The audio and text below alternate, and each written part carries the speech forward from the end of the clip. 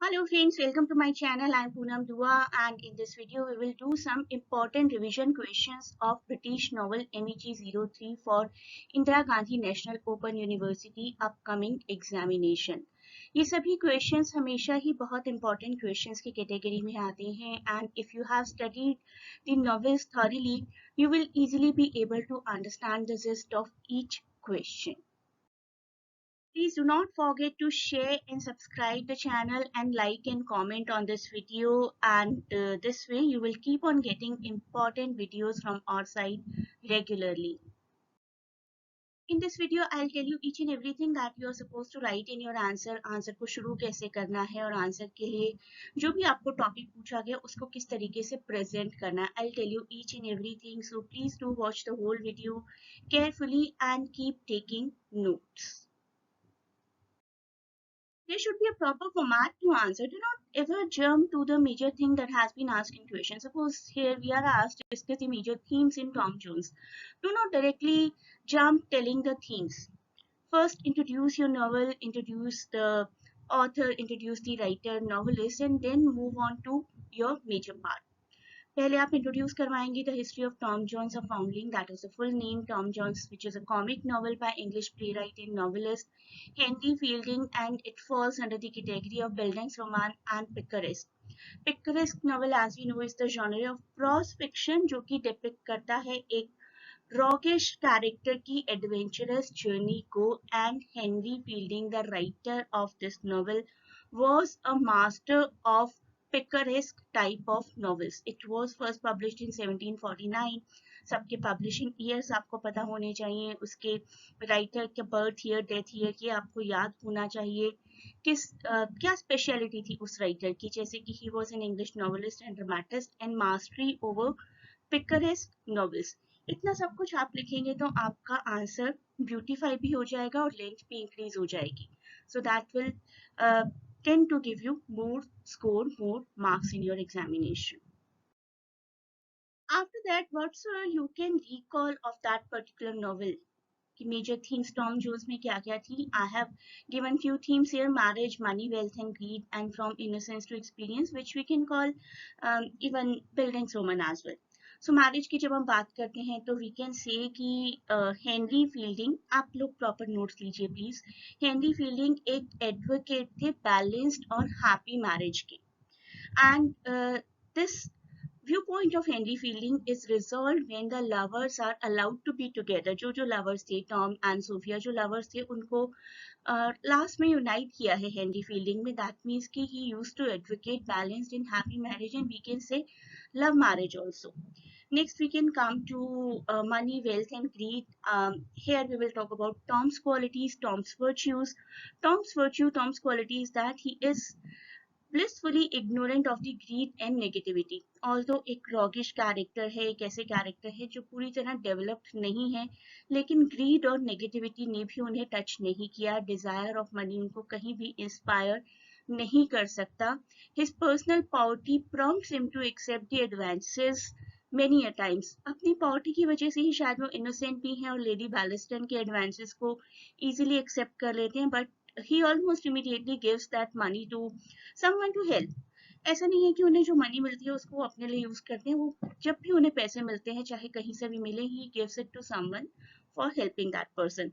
So of course the most pernicious example of greed comes through Blifil.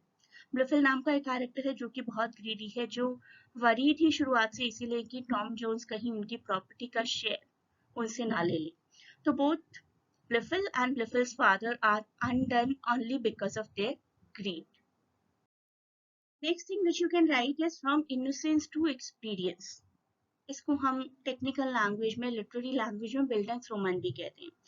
Moving from innocence to experience is perhaps the most important theme in the novel Tom Jones. And Tom Jones शुरुआत में एक बहुत ही innocent hero हैं, who because of his innocence and inability to see the forces that are working against him ends up being thrown out by the same person who brought him up, ऑलवर्दी ने उन्हें अपने घर से बाहर निकाल दिया because Tom Jones was quite innocent. वो अपने आप को प्रोटेक्ट, अपने आप को डिफेंड ही नहीं कर पाए. So Tom's generous heart and good nature get him into trouble with women as well because he can't say no. if some women asks him for help, he can't say no. So by learning from his experience slowly and steadily, by the end, he is able to gain some insight what went wrong, and he is able to gain some degree of prudence and wisdom, and he is able to unite with his lady love, the real love, Sophia as well. So innocence से experience तक की एक journey उनको होती है. This is what we call bildungsroman. इसके साथ ही साथ आप लोग एक प्रीवियस पेपर को एनालाइज कर सकते हैं. I will give you the link of this paper in description as well. अगर आप प्रीवियस पेपर को स्टडी करेंगे with answers, that will also give you a great amount of help, and I'll provide the link of Tom Jones video as well. Tom Jones की story का plot का भी एक video है, आप लोग उसको देखेंगे और आपने नॉवेल्स अगर पढ़े हुए हैं तो आपकी रिविजन बिल्कुल कंप्लीट हो जाएगी. If you get a question like this, Tom Jones is the story of a man's journey from innocence through experience to wisdom. So that will be your lottery basically, because that is the basic theme of this novel. जो कि हम हमेशा से पढ़ते हैं कि इस novel की बेसिक थीम्स दो ही हैं, बिल्डिंग्स रोमन एंड पिकरेस्क. तो ये हमारी जो थीम दी गई है बिल्डिंग्स रोमन है, जिसको हमने अभी अभी स्टडी किया है, and you will start the answer in the same way which I suggested earlier. So initially you will write each and everything. When was this novel published? What are the major categories of this novel? And write a bit about Henry Fielding as well. So जब आप journey दिखाएंगे, journey from innocence through experience, you can tell it in phases. I'll tell you about these phases. The first section centers on life in the country at the estates of Squire Allworthy. शुरुआत में हमारा जो character है Tom Jones, he is found initially at the estate of Squire Allworthy, and he is the one who starts taking great care of him. He is the one who gives him to his sister Bridget for purpose of bringing up. So maturation of the main character हमारा वहीं से शुरुआत होती है. In Tom Jones, the titular character undergoes character development while growing up in the country, experiencing adventure while traveling and searching in London for the young lady he loves. The second part of the novel takes place along roads, at inns, and in other locales. In second part of the novel, he is discarded by Squire Allworthy. He has to go to various places by traveling, and he stays at inns, meet different kind of people. And the next section in the third part takes place mainly in London, जहाँ पर उन्हें Lady Ballaston मिलती हैं, and he is united after committing great mistakes. He goes to jails, he gains his freedom, he gains his insight, and he is reunited with his beloved by the end. So this section ends when the principal character gains a great amount of insight. So you can divide this answer in three parts: the first section, the second section, and the final section. Next question is from the very famous novel Pride and Prejudice. It is asked about the central characters Elizabeth and Darcy. Discuss the themes of love and marriage in Pride and Prejudice with special reference to characters of Elizabeth and Darcy. Of course, they are the central titular character, we must say, one with pride, one with prejudice. You will answer this question also in same way. Pride and Prejudice, first you will write about it, published in 1813, Jane Austen's second and probably best known, most famous novel, though it was originally published anonymously. You can write about the lifespan of Jane Austen and write some lines about Jane Austen praising her talent. She was a British novelist, and she used to write about domestic satires, about domestic issues, about human nature, human psychology, and she was very much successful at creating some literary classics like all these. If you can remember, do learn all the names. If you cannot, at least learn the name of Sense and Sensibility and Pride and Prejudice. This way you will be able to justify your writing, your fact that this was the second novel, Pride and Prejudice, the most famous one. There is a separate video about this theme, love and marriage. I'll give the link in description, and I suggest you to go through that detailed video as well. Love and marriage, the major theme. One of the major themes in Pride and Prejudice is that of love and marriage and its close relation with money and social status as well. इस novel में बहुत सारी quotes हैं इस तरीके की जो हमें ये दिखाती हैं कि किस तरीके से सोसाइटल ट्रेंड यहाँ पर दिखाए गए हैं. The first thing is the beginning lines of the novel. It is a truth universally acknowledged that a single man in possession of a good fortune must be in want of wife. This line itself shows views on marriage in the time period of Jane Austen. Let us see the marriage purpose. Elizabeth and Darcy marry each other for the purpose of love and understanding. Jane and Bingley marry for love and attraction. Charlotte and Mr. Collins marry for convenience and practicality, I must say. Lydia and Wickham marry for their initial sexual desires, attractions, and financial reasons. And Mr. and Mrs. Bennet, who are shown to be a married couple, already are shown to be married out of necessity. शादी करना एक काम है तो उसी काम की तरह इस शादी को भी कर लिया गया होगा.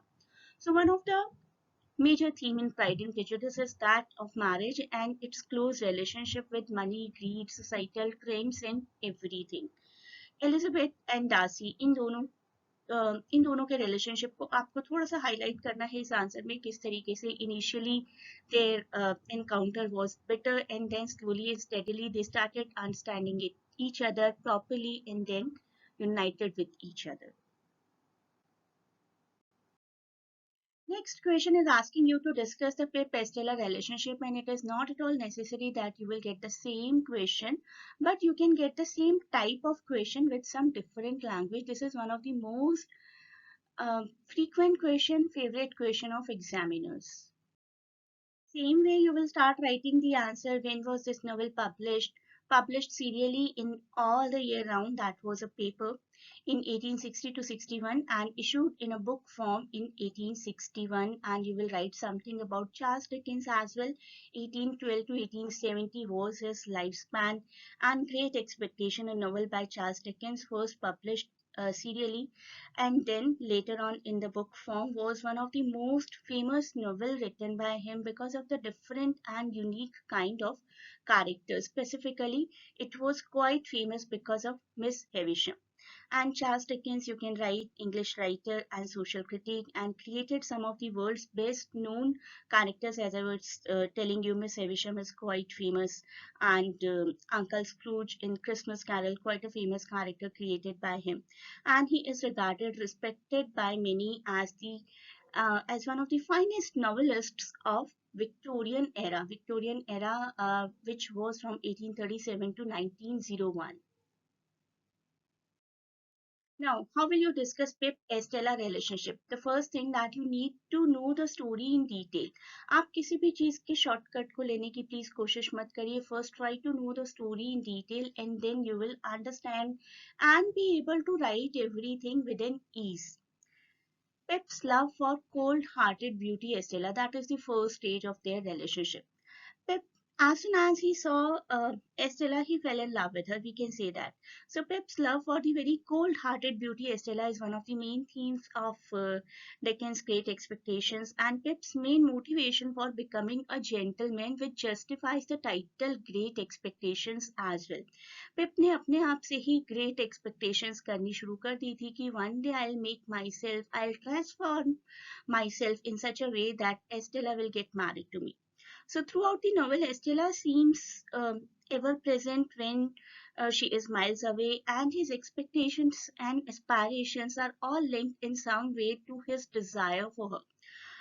इस पूरी नॉवल में पिप ने जो कुछ भी किया है एस्टेला को अपने दिल और दिमाग में रखकर किया है. That is the major part of Pip's feelings for Estella. Estella, on the contrary, was adopted by Miss Havisham to be a cold-hearted lady because Miss Havisham was mistreated by her partner once at the time of her wedding. She was ditched.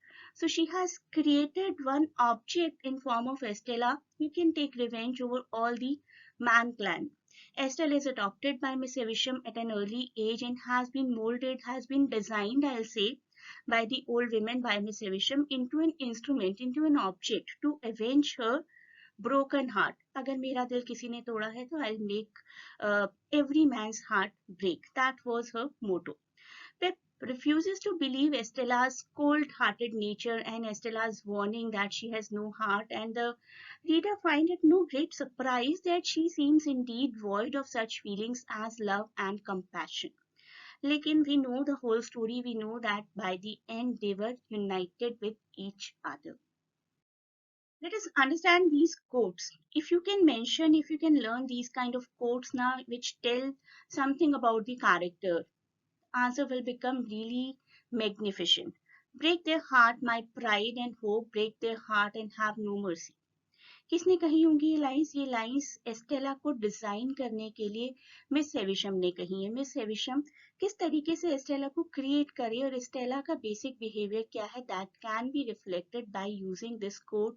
So please learn these kind of codes for your examination to beautify your answer. Next thing, she never has the opportunity to forge her own identity. She has no choice but to obey her instructions.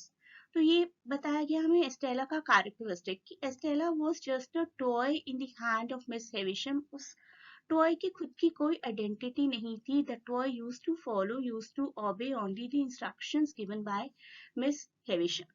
So, like Estella, Pip has grown up in a place where he is often not allowed to act as a child, and in Estella's case, the lack of childish play and affection is due to Miss Havisham's plan for Estella, which can only be achieved, carried out through training the girl from an early age. So, Pip was not living according to his accord, and Estella was also not living according to her own identity or her own wish. Both of them, I'll say, were designed. The reasons for Pip's unhappy childhood are somewhat different. Living with his extremely dominant sister and his kind but submissive brother-in-law, he longs for a warm house, for some luxuries, for a proper shelter, and protect himself from a dangerous and unforgiving world. The reason for Pip's unhappy childhood are somewhat different. Living in his with his extremely dominant and kind of very cruel sister, he grew up to be someone who was looking for love, and that love for the first time he could expect from Estella. But he never knew that what kind of designing has been done over Estella to make her turn into a cold-hearted lady. So, Great Expectations, I'll say, is a kind of fairy tale. Fairy tale में क्या होता है कि initially the characters are troubled and slowly and steadily everything gets resolved because of some miraculous event. यहाँ पर miraculous तो नहीं है, but slowly and steadily Estella में ऐसे changes आ जाते हैं कि she is able to see the soft side of Pip, and she is able to accept that side of Pip as well. So Great Expectation ends with Pip returning to Estella in the garden of Seti's house, garden of the house of Miss Havisham, after many years of separation. And Estella by now has become a widow, and she had an unhappy marriage that also we come to know. Her husband used her with great amount of cruelty. In the final lines of novel, Pip comments that he saw the shadow of no parting from her. After decades of longing for her, uh, he seems to be a person now who can achieve, who can get the love of Estella. It seems possible that Pip will finally get to be with Estella, especially since they have both matured during the sufferings they have experienced throughout the course of the novel. Next question from Great Expectations itself. In what way Great Expectations is a bildungsroman? Bildungsroman के बारे में हम पहले ही जान चुके हैं. Novel from innocence to experience. Now again I'll tell you, do not directly jump to the answer. First try to give the introduction of the novel, when it was published, what kind of novel it is, then give some introduction about the writer. Same way you can start mentioning these things, these facts initially.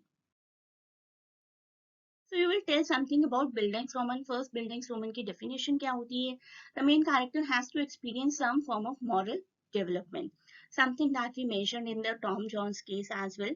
So in order for a novel to be considered a true bildungsroman, the main character has to go through a journey from innocence to experience, and that journey should show some kind of change, positive change in the behavior of the character as well. So in a sense, they have to grow up, they have to be mature, they have to act more smartly. And the focus of the character's growth is the main thrust of the narrative, the main theme of the narrative. So Great Expectations, I'll say, is the classic example of this genre. classic example of bildungsroman, a category of literature that focuses on the progression of the central character as he or she, it can be she as well, he or she matures into an adult and experiences significant great amount of psychological growth along the way. The way we did show the journey of Tom Jones in few stages, we can use the stages kind of designing here for this answer as well. Initially, Pip lives in childhood with his sister and sister's husband Joe at the forge, at the place where he used to work as an ironsmith. Experiences the metropolitan life of London during his youth and returns home to the forge by the end. So these three stages uh, are the one which justify the bildungsroman category of this novel. Pip initially lives with her sister and her husband Joe and experiences afterward the metropolitan life after some secret benefactor financed him for his further studies and for his training further.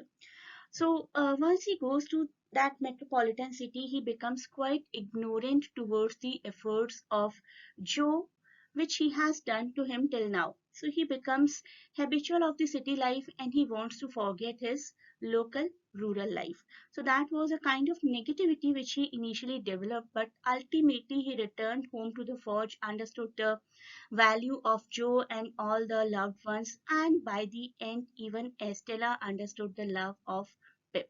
So we can say the character went through a great amount of understanding. He had a moral purification and his catharsis from false and hopeless values, hopeless desires. The circle appears to be not as closed or as smoothly rounded as it looks at first reading, but yes, it creates a complete kind of circle that from where he started, he came back to the same place, but with a great amount of insight and maturity and better understanding. Next question, discuss some of the role of money in the relationship of Lydgate and Rosamund. Lydgate and Rosamund, these characters are taken from George Eliot's very famous novel Middlemarch. So you will start the same way. First, you will introduce a novel by English author Mary Ann Evans, who used to use George Eliot as a pen name. And it first appeared in 8 installments in 1871 and 72, set in the fictional town of Middlemarch, and follows very distinct, intersecting stories of many characters. We can never ever say about this novel that it was based upon some this or this central characters नहीं है, it is an amalgamation of many characters stories. Mention something about Mary Ann Evans as well. Mary Ann Evans, whose pen name was George Eliot, lifespan 1819 to 1880, was a very famous English novelist, poet, journalist, and translator. She was a writer during Victorian era, and that is the reason she had to use a pseudonym, because females generally were mocked at that point of time during that era to be a novelist.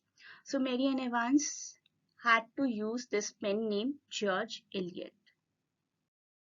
Rosamund and Lydgate are one of the many couples shown in this particular novel. You can mention about all those couples as well. याद रखना चाहिए आपको, सारे couples के नाम याद रखिए और basic story को याद रखिए.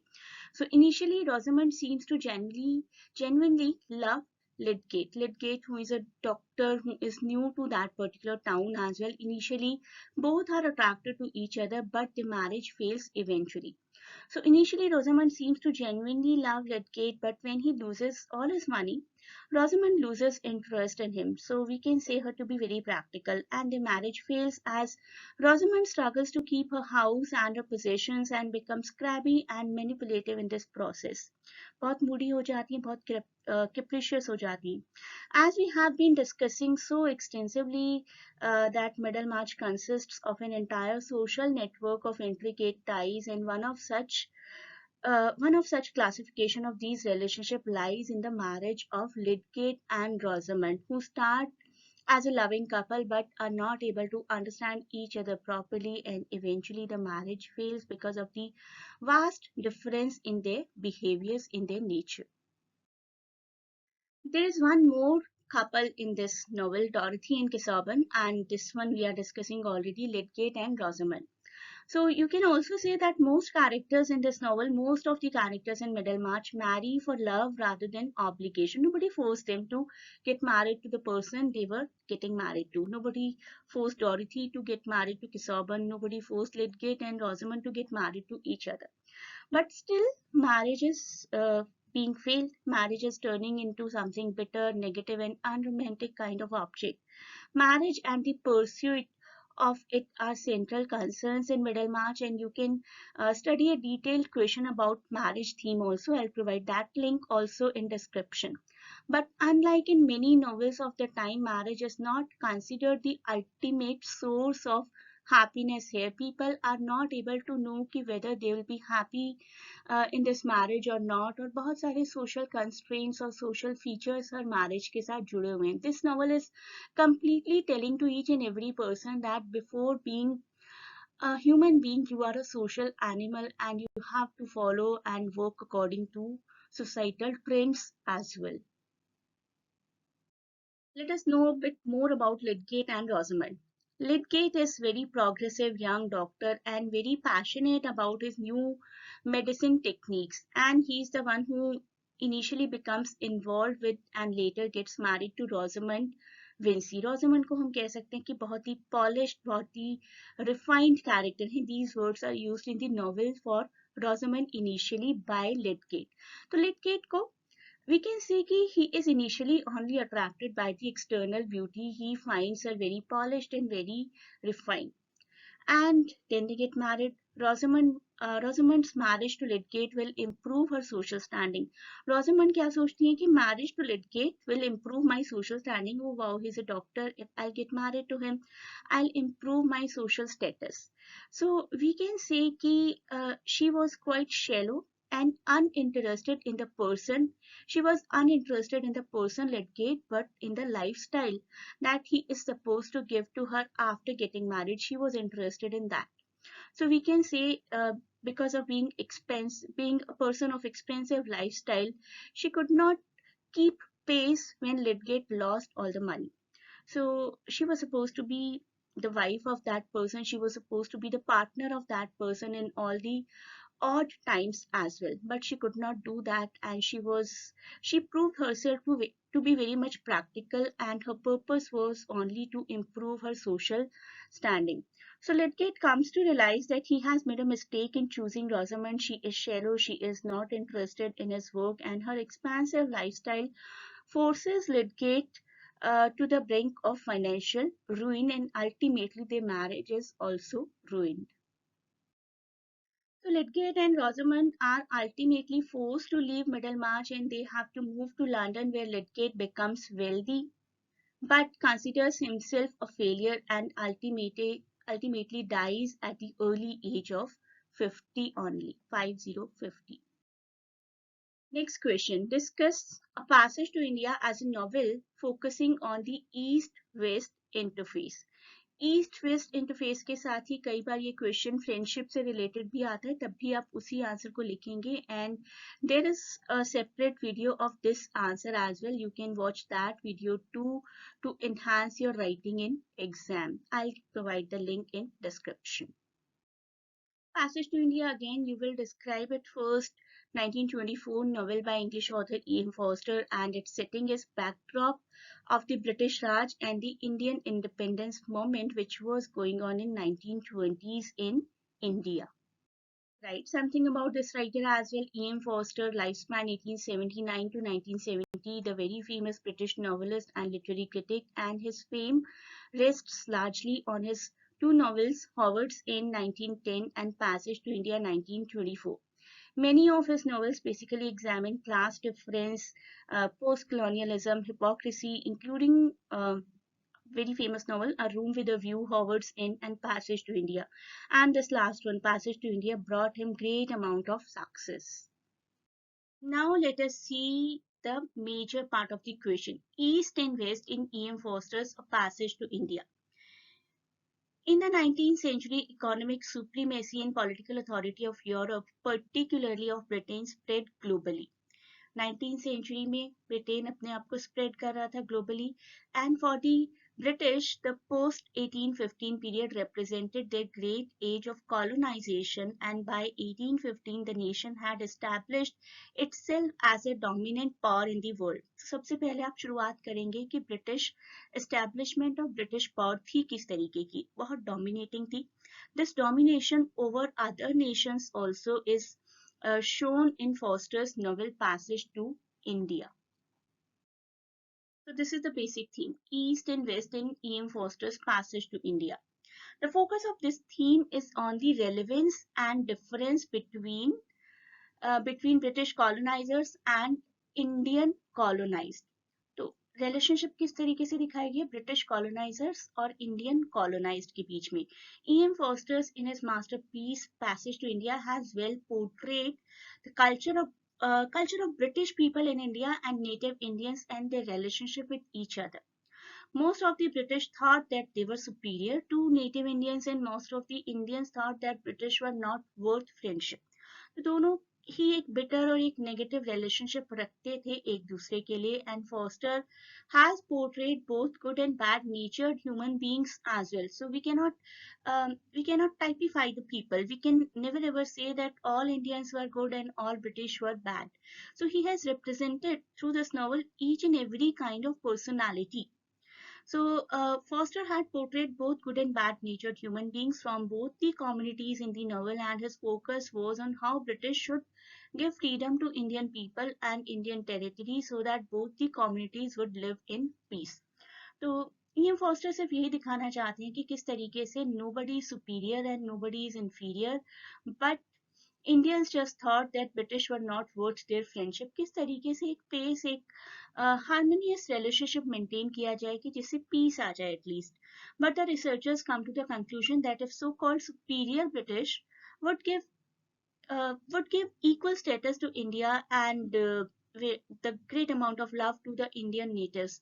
It was possible that both the communities could live together happily like a family, but that could never ever be done. In this answer, you also need to mention the equation of friendship between Dr. Aziz and Fielding because they were the true representative of Indians, those Indians and those British who wanted to live in harmony in peace, but only because of the negative equations in all the British and Indian, they could never ever progress their friendship. Next question. Do you think Nelly is a reliable narrator in Wuthering Heights? Support your answer with evidence from the text. So, as usual, we will start with the introduction. Wuthering Heights, 1847 novel by Emily Bronte. Being a Victorian novelist, she also had to use the pen name, and the pen name was Alice Bell. And she has shown two families, the Earnshaws and the Lintons, at different locations. One at Wuthering Heights and Lintons at Thrushcross Grange. We need to mention something more about this writer Emily Bronte as well. Emily Jane Bronte, which was her full name, English novelist and poet who is best known for her only novel Wuthering Heights, and now this novel is considered to be a classic of English literature. Let us know about this narrator. Eileen Nellie Dean, the major narrator, she provides the eyewitness accounts of all the events that happened at this place, Wuthering Heights, and the other location which I told, Thrushcross Grange, and she is narrating all these events to a tenant, Mr. Lockwood. We can say Nellie is unreliable narrator. She is telling the story of what happened at Wuthering Heights and Thrushcross Grange and telling her version. She is telling the story of what happened at these two places, but she is telling her version of the stories. At other times, she is telling her version of what somebody else told her to. And the whole story of Wuthering Heights is Nellie's story. So, with her tendency to exaggerate and paint certain character in better or worse lights, we only get to know her part. We get an intense dramatic version of the history of this house only through one character, that is Eileen Nellie Dean. So if we get to hear the story of one person, it will be called a one-sided story and the person will be biased as well. In this case also, we can say she was loyal to two characters in the book, Hayton Anshaw and Kathy Linton. Nellie is especially loyal to these two characters in the book, Hayton and Kathy. Nellie raises both of these characters as both of their mothers die shortly after giving birth, and her attachment to them is quite strong and her opinion of them is very high. Nellie loves these two like her own kids, and so she plays up their romance during her narration at the end of the novel. उनके romantic adventure को भी describe करती है और इन दोनों characters को हमेशा ही positive shade में, बहुत ही वाइट शेड में दिखाया गया है. Although as a narrator we will say that she was very lively, very colloquial, simple language she used, and imaginative as well, because nothing was happening at that point of time. She was recalling everything. So this has the effect of bringing characters to life and providing the readers with many vivid and very precise images. Imagery का बहुत अच्छा use किया है. We can say that Nellie is actually a narrator rather than a character. वो एक character की तरह नहीं, सिर्फ narrator की तरह ही act करती हैं. Nellie never ever had a life of her own because she lived at Wuthering Heights. We do not get to know about her past, her story.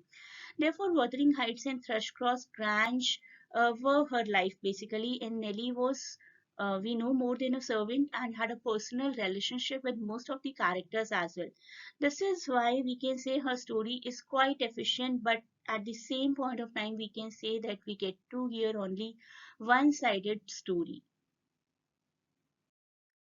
So we can say, in spite of being a one-sided and biased kind of narrator, she has narrated the story in a well manner that we are able to understand and imagine each and everything as if it is happening in front of our eyes. So the first part of the question asks, is she a reliable narrator? No, she is not a reliable narrator because we get to hear only one-sided story, and that has been supported also by telling that she was quite biased whenever she presented Kathy and Hareton. It will be a great revision if you cover all these questions, but prior to that, please do study all the novels thoroughly, try to understand each and every character and all the themes of all the novels. And please do go through all the additional videos also. The link for those is given in description.